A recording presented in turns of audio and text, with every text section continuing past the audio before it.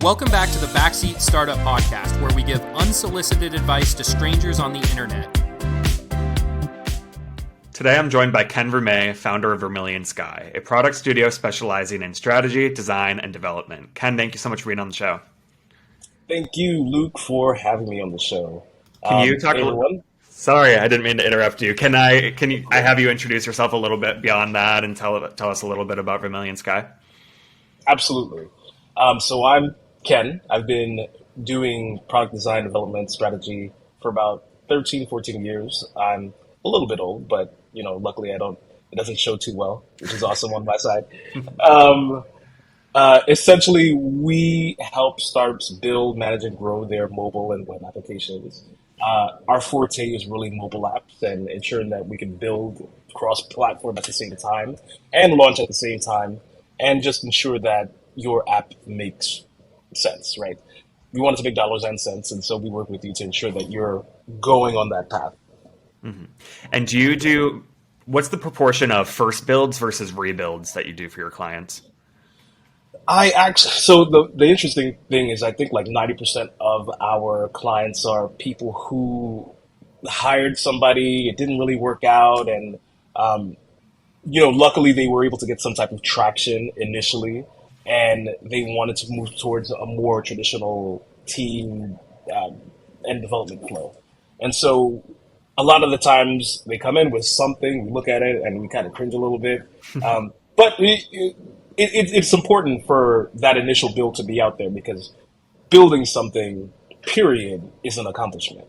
But since our forte is like real hardcore software development and making sure that code looks good and it works well and things aren't breaking all over the place, a lot of the times, 90% of the time, we have to do a rebuild. If the person has like a different type of goal that they wanted to accomplish, like for instance, we had a client, the app worked, and their next goal was just to get funding, and so their investors wanted a couple of features to be in there. We built on top of that because it wouldn't make sense to do a rebuild, but the ultimate goal is to do a rebuild in the future. Right, got it. Well, you heard the man. If you need a rebuild, you know where to look. So Ken, great to have you here. This is a show where we give unsolicited advice to strangers on the internet. So we will head over to Reddit, find a question posed by a founder, and we'll give our thoughts. Awesome. Let's jump in. This one's pretty general. Yeah. I mean, maybe they have You know what?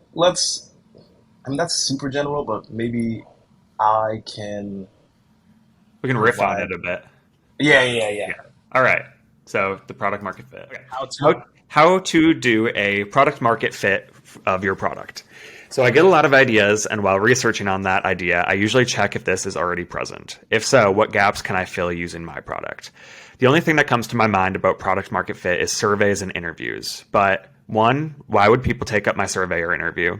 2, are there platforms out there that conduct product market fit surveys, interview free of cost? 3, what are some other ways to check for product market fit? 4, how did you guys check for product market fit? So it is pretty general, but I think we can offer some pretty good advice here. So what do you think? So I think when you have product market fit, because you're too busy and your bank account is pretty full. So a lot of people think that product market fit is just like, hey, we've like achieved it. It's like something that it's like a feeling. Product market fit is you reach it later than you think that you'll reach it, because essentially there's a couple of things. There's problem solution fit, which is I think what this person is actually asking about, and then there's product market fit, which is a little bit ahead of problem solution fit. For product market fit, it means that you've already passed the problem solution fit milestone, right? It means that there's a problem that works, you have a solution and you're selling it, and it's consistent, right? Product market fit is there's an entire market that is clamoring and like knocking on your door, trying to use your product. Think ChatGPT, OpenAI, in where everybody is just going crazy about it because it's pretty cool. Right. So they have product market fit and they can feel it, and they got bought out by Microsoft. Yeah, they got bought up by Microsoft, and they have that. So product market fit, you know it. But in this stage, this person is looking for a problem solution fit, which is why, yeah, you have to do all those interesting things. What do you think? Yeah, I was immediately struck by the first sentence here, where I usually check if this is already present, and if so, what gaps can I fill? I like that because I actually I saw this tweet the other day that was like, the fact that there is like competition that exists is a terrible reason to not pursue an idea, because Yes. tech is such an iterative process, and Hmm. it's almost in some ways riskier to go after a market that has no incumbent, that has no product, because there's no roadmap.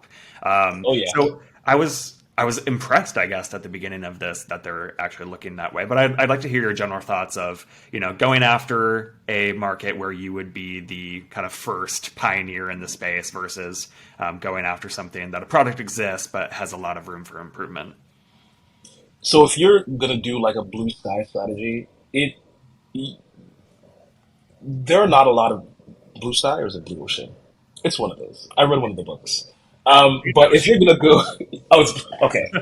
Um, if you're going to go after that strategy, it's potentially more expensive than going towards something that's already proven, right? Because there's a lot more development time and lead up to figuring out a new product, like a completely brand new product, than than it would take if you have competition in the space. Generally speaking, if nothing like X exists, there's probably a reason. And that reason can oftentimes just be technology, scope. The market might not be actually accessible. Um, and yeah, that's essentially what happens. So competition is super important because one, with people jumping into the market, it means that other people have seen and validated that the market exists, that they're accessible, and that they actually want the problem. Within that, what ends up happening is people who, take CRMs for example. There are a ton of them. There's a CRM came out just as we're having this podcast. There, and if competition was a thing, everybody should just use HubSpot, right? Because HubSpot, they were like the first. Well, they weren't the first, but they were the most popular in the space. They've dominated the market, and everybody should use HubSpot. But everybody doesn't use HubSpot because people have different needs. People have different issues, right? HubSpot's an awesome all-in-one solution, but it might not be great for doing cold calls and cold emails. And that's another problem, which is within the larger scope of, hey, I need a CRM, right? It's, hey, I need a CRM, but for what? Am I cold calling 20,000 people a day? Then HubSpot's not really the right thing. So for this person, one of the best things that you could do is look at all of the negative reviews of an existing product. Because generally speaking, if the product's not garbage, right? If it's not like, hey, this product is garbage, I hate it, they stole my money, right? That's not really helpful. But if they're saying, I really wanted to do, I want to do a call center. I have 20 employees and all they do is cold call every day. And you'll see that, hey, HubSpot, like people will complain about it and say, hey, I don't like that. Now, if you find enough complaints, you can build a product off of the complaints of people and literally target those same people. Because generally speaking, you'll be able to find them. And if you can find them, you can market to them and you can figure out also some of these psychographic uh, things that make them unique. I completely agree. And those are some of my favorite startup origin stories where somebody was either like reviewing reviews exactly like you said, or also just listening to somebody like complain about a product and they're like, oh, light bulb, like this is where I can go with that product. So very well said. Completely agree. So for this poster talking about surveys versus interviews, where do you start? Are there any platforms? Do you have any thoughts around that? So the first thing I'd find a community. Well, there's So finding a community is like the easiest thing to do. Now, you might not be able to find a community, but you should at least be able to find them in LinkedIn Sales Navigator. Um, Mainly because you want the targeting to be fairly easy, and you don't want to spend too much money on trying to go after a market that's really difficult to target. Like, for instance, if you want to find dog groomers who like to surf every Saturday, right? You can't really put that into LinkedIn Navigator, but if there's a community that on like Facebook or on, if there's a hashtag that you can follow on Twitter or even Instagram, and they're generally speaking, those people would interact with each other. So if you can find a community or a LinkedIn filter, then yes, do that, because otherwise it's going to be very difficult. Now, when you actually find them, the next thing to do is to interact with the community. And I know that this might not be the most concrete thing to say and do, because you don't want to get into the community and the first thing you say is, "Hey, everybody, I have this 20-page not MailChimp. Who does the surveys? I have this 20-page survey. I'd love it if you could fill it out," right? You have no clout in the community. Nobody knows who you are. That link will maybe get one person to actually go and fill it out. So instead, you want to be immersed in the community. If they're having meetups, you go to the meetups and you talk to them. If they're having like online events or offline events, you have to be there. Comment on what they're saying. Be part of what they're doing. And that's the community route. The LinkedIn Sales Navigator route is you cold email a bunch of people and hopefully a couple of people have some time for you to talk to them. And generally speaking, if you find a couple of people who are willing to talk to you, they know other people who have a similar problem, and you can work with them to figure out like who those people are. Yeah, absolutely. When you're designing a survey, you have to think pretty carefully to make sure it encapsulates everything you want to know. I'm really glad you touched on the conversation, because then it happens so much more organically. There's a dialogue. Like if they respond in a certain way, you can double click. Like, what do you mean by that? Expand on it. What are your particular difficulties with what you just brought up? So I would definitely err on that side anytime you get a chance. I know it's not always practical, and it's probably going to be a combination of the two. Like, you're going to have surveys. We also want to book as many meetings as you can to really talk about this. And then the only thing I'll add is to make sure that you are talking to people who are not afraid to give you real, honest feedback. Don't just surround yourself with people who will tell you what you want to hear, or kind of surface level things like, that does sound great. That does sound great. I'd love to.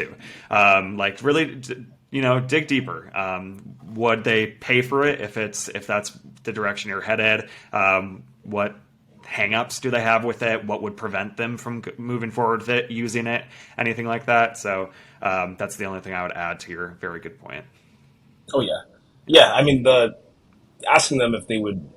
A lot of people will say that they'll pay for something, and they might not necessarily switch because the cost of change might be more than the cost of just continuing to use the bad solution.